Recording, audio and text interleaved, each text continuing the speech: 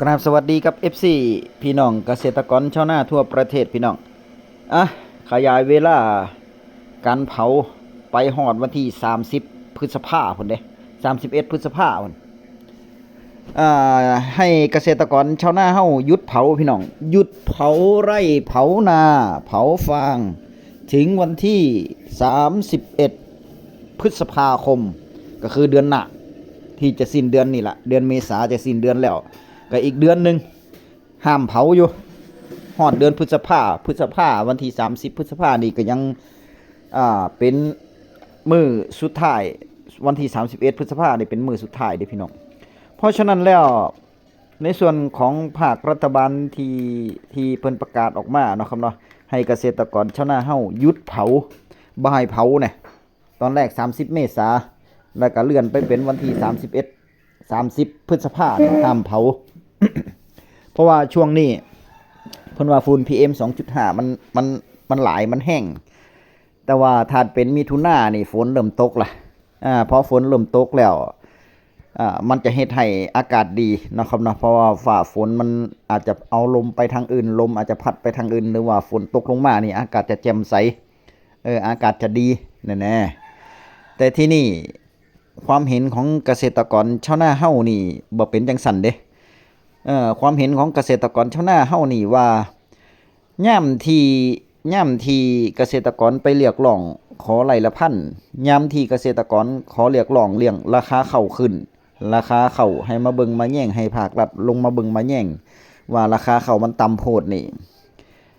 มิดจิตจีรีเลยเนาะครับเนาะบ่เห็นสนใจอีหยังแต่ว่าพอมาตรการอีหยังออกมานี่ออกมาปงเลยแล้วเกษตรกรท่านหนึ่งพี่น้องเพิ่นโวยวายเพิ่นบ่ได้โวยวายหรอกเพิ่นแสดงความคิดเห็นว่าเอ่อแล้วมีหยังให้เกษตรกรมีหยังให้ชาวนาอันนี้เป็นคำถามที่ดีเด้พี่น้องเพราะการสนับสนุนอยู่เนาะครับเนาะเพราะว่ายามที่เกษตรกรต้องการรัฐบาลนี่ให้มาช่วยเหลือเรื่องราคาข้าวนี่คือบ่เห็นหน้าจักเที่ยนี่แต่ว่าพอจะเฮ็ดมาตรการอีหยังออกมาดิก็คือเฮ็ดออกมาเลยแล้วก็บ่มีหยังมาตรการนี้ยังมารองรับในส่วนของการห้ามเผาไร่เผานาแล้วเกษตรกรจะเฮ็ดหน้าปีนี่สิเฮ็ดจังได๋ก็ถือว่าเพิ่นเป็นกระบอกเสียงอีก1กระบอกเสียงเนาะครับเนาะไปฟังเสียงเบิ่งไปกับแฟ้มภาพแฟ้มข่าวกับคุณโจอีซะก่อนพี่น้องก็ถือว่าเป็นกระบอกเสียงให้กับเกษตรกรมาได้ดีโดยมาได้ดีมาโดยตลอดเนาะครับนะไปรับชมครับขยายระยะเวลาห้ามเผาจนไปถึง31พฤษภาคำถามคือมีอะไรให้เขาไหมมีมาตรการอะไรรองรับเขาไหมโดยเฉพาะชาวนาที่เป็นชาวนาภาคกลางภาคเหนือตอนล่างเนี่ยจะต้องเป็นพื้นที่รับน้ำให้กับคนกรุงเทพเนี่ยนะตอนที่เขาไปร้องขอที่หน้าทำเนียบเนี่ยเขาขอเป็นพื้นที่รับน้ำที่เป็นแบบว่าขอเงินเยียวยาเนี่ยทั้งที่ทุกปีไม่เคยได้นะแต่ปีนี้เขาขอเพราะว่าให้เขาทำนาช้าเขาขอไร่ละ300เนี่ยเป็นระยะเวลา3เดือนตอนนี้เรื่องเงียบกิ๊บพอๆกับไร่ละพันแล้วอยู่ๆมาประกาศเพิ่มขอให้เขางดเผาขอให้เขาแบบสั่งห้ามเผาเนี่ยภายในระยะเวลาอีก1เดือนคำถามคือถ้าเขาทำนาไม่ทันเขาก็ทำนาปีไม่ได้อีกอยู่ดีรัฐบาลอย่างพวกคุณเนี่ยมีอะไรมารองรับเขาไหมหรือแค่เอื้อให้กับนายทุนเพื่อที่จะให้พวกเขาได้มีโอกาสได้นำเข้าข้าวที่มันราคาถูกกว่าของไทยเข้ามาแค่นี้แหละที่อยากจะบอกขอบคุณครับอันนี้ก็เป็นอีก1คำถามเด้เป็นอีก1คำถามหรือว่าเป็นการนำเสนอความคิดหรือว่าเป็นกระบอกเสียงให้กับชาวนาเฮาเนาะครับเนาะเรื่องการเผาไร่เผานานี่ขยายระยะเวลาไปฮอดวันที่30พฤษภาแล้วมีหยังมารองรับให้กับเกษตรกรชาวนาแล้วเกษตรกรชาวนานี่เฮ็ดหน้าปีนี่สิเฮ็ดจังได๋นี่อันนี้เป็นคำถามที่ดีเพราะว่าย่ามข้าวย่ามเกษตรกรบ่ว่าจะเป็นมันสำปะหลังบ่ว่าจะเป็นสินค้าทางการเกษตรอย่างอื่นเนาะตอนนี้ปาล์มก็ลดราคาลงราคาก็ตกลงมายางพาราก็ยังตกเด้พี่น้องตอนนี้ยางพาราก็ตกลงมายางพาราก็ราคาร่วงลงมาปาล์มยางราคาร่วงเบิดเลยโดยเฉพาะมันสำปะหลังนี่กิโลละบาทตอนนี้มันสำปะหลัง กิโลละบาทเป็นไปได้จังไดเข้าไปสู่ยุคอีหยังแล้วบัดนี้เข้าไปสู่ยุคอีหยังตอนนี้ทั้งที่รัฐบาลมาจากเกษตรกรชาวนาทั้งที่รัฐบาลพื้นฐานมาจากทางภาคอีสานโดยตรง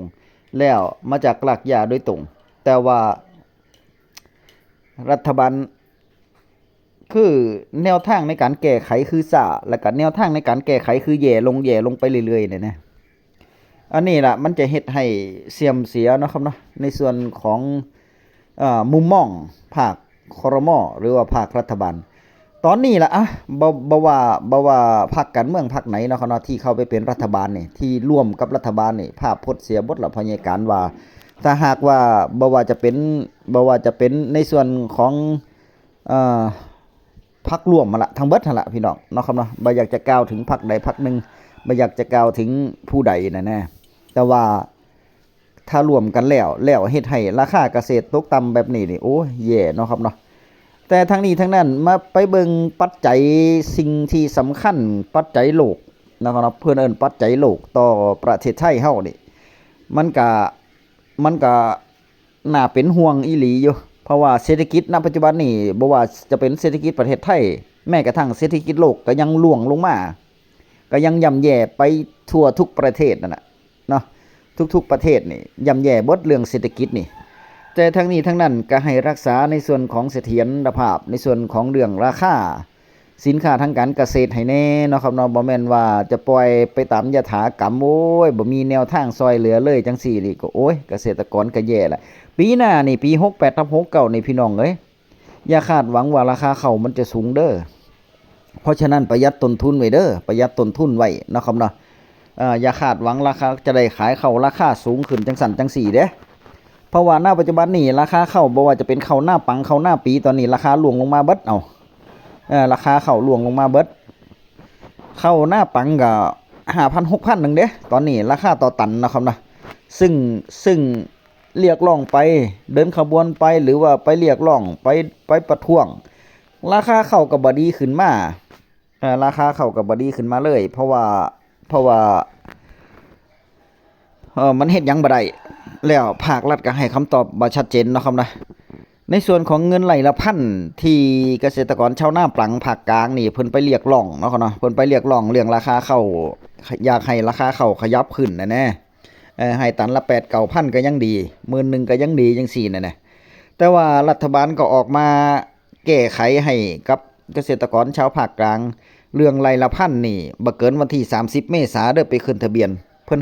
ให้ไร่ละพันบ่เกิน10 ไร่นะครับเนาะเฉพาะข้าวหน้าปังแต่ว่าเกษตรกรต้องไปลงทะเบียนเด้อพี่น้องต้องไปขึ้นทะเบียนบ่แม่นลงทะเบียนขึ้นทะเบียนให้กับกระทรวงเกษตรและสหกรณ์หรือว่าสำนักงานเกษตรสหกรณ์ผู้ที่ปลูกข้าวหน้าปัง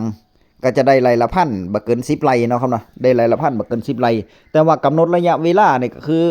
อย่าให้เกินวันที่30 เมษายนนี่อีกบ่กี่มื้อนะอีกมื้ออื่นมื้อฮื้อนี่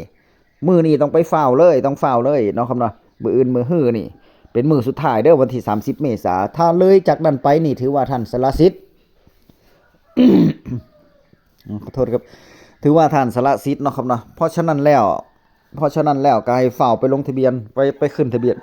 กับหน่วยงานเกษตรไว้นะครับนะส่วนในส่วนของข้าวหน้าปีนี่ข้าวหน้าปี68/69นี่ยังบ่มีวี่แววเด้ขึ้นทะเบียนเกษตรกรไร่ละพันบ่เกิน20 ไร่ต่อครัวเรือนปี68/69ยังบ่มีวี่แววว่าเกษตรจะให้ขึ้นตอนไหนจังใดนะครับนะเบิ่งเดือนพฤษภานะครับนะเพราะว่าสู้ปีนี่พฤษภานี่ผู้นำชุมชนก็จะประกาศให้ไปเช็คทะเบียนเนาะครับนะไปเช็คทะเบียนเกษตรและสหกรณ์นี่ผู้ที่ขึ้นทะเบียนเข้าหน้าปีไปเช็คอัปเดตใหม่นั่นแหละเพื่อทางรัฐมีแนวทางซอยเหลือเพื่อมีแนวทางซอยเหลือไร่ละพันนั่นน่ะแต่ว่าปี68/69นี่พอยายการเบิ่งแล้วราคาข้าวบ่น่าจะแพงดอกเพราะว่าถ้าหากว่าเศรษฐกิจโลกเป็นแบบนี้เด้แล้วก็เศรษฐกิจประเทศไทยสุดโตลงแบบนี้เนาะครับเนาะบ่ว่าจะเป็นสินค้าทางการเกษตรข้าวปาล์มยางมันสำปะหลังข้าวโพดเลี้ยงสัตว์นี่โอ้อันนี้แย่เลยแล้วเนาะครับเนาะอันนี้แย่เลย